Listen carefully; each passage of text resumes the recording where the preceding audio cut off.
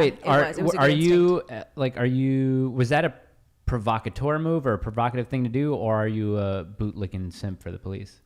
Let me explain this to you in multiple parts here. So, first off, going back to how I even got to that point of wanting to go protest BLM, I wasn't trying to be a provocateur and make them angry or anything, or like go just try to create content like a lot of people will do. I genuinely went there with the intent of being like, F you guys are communists, you're domestic terrorists, and it is absolutely ridiculous that on the streets of America, I can't stand up with a sign that says Please Lives Matter without getting attacked. Well, I'm gonna go do it anyway because you don't own the streets.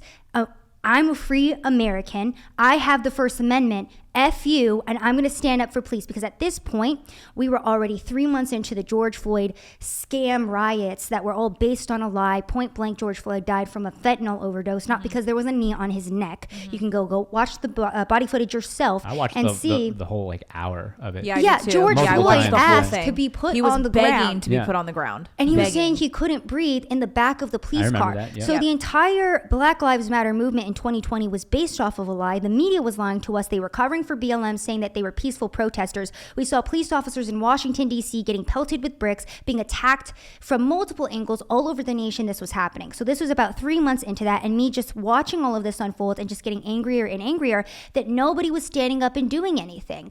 And then I realized, why am I not doing anything? And I was covering a BLM riot in Austin, Texas. They were burning down cars. They were looting stores downtown. And this white liberal guy gets out of his car because BLM had shut down the road. And he just goes, hey guys, we appreciate what you're trying to do, but can you please just like, some of us need to get to work, gets socked in the face. Oh my gosh. This is another Poetic clip that justice. not a lot of people know about. Gets socked in the face, glasses fly off. And me, a glasses wearer, was like, this is an atrocity. This is a hate crime to all glasses wearers. So this poor little nerd's looking for his glasses. Oh, I remember seeing that footage. That really made me upset. I felt The bad guy for the guy. punches him again.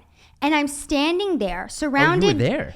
I'm taking this footage and I'm standing there watching grown men do nothing. So I say, okay, I guess Sav has to be the one to step in. And so I stepped in the middle of this man, of these two men, because this little nerd's getting beat up. And I said, leave him alone and let him get his glasses.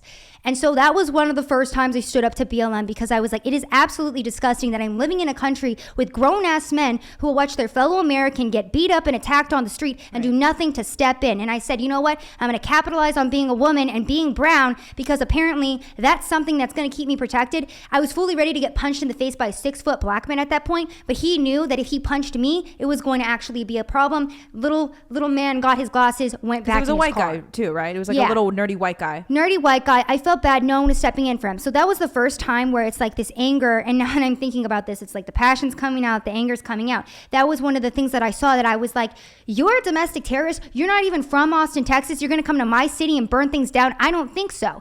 And then that was the first thing that happened. Then I'm watching all of the footage of cops just getting ravaged across this damn nation. I'm watching CNN say these are mostly peaceful protesters while there's fires raging. I'm watching the media completely lie to us every single day.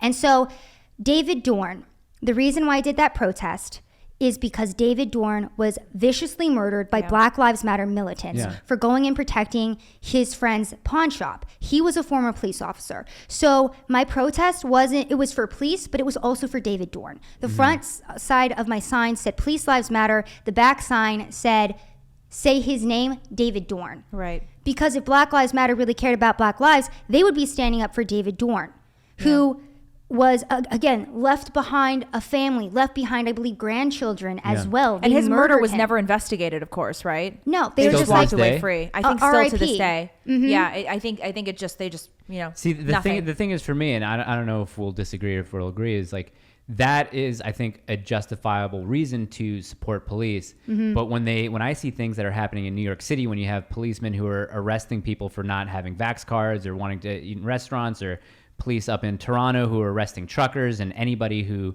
we'll donates any money Mike. to them. I know. So it's just like, I see where you're coming from. So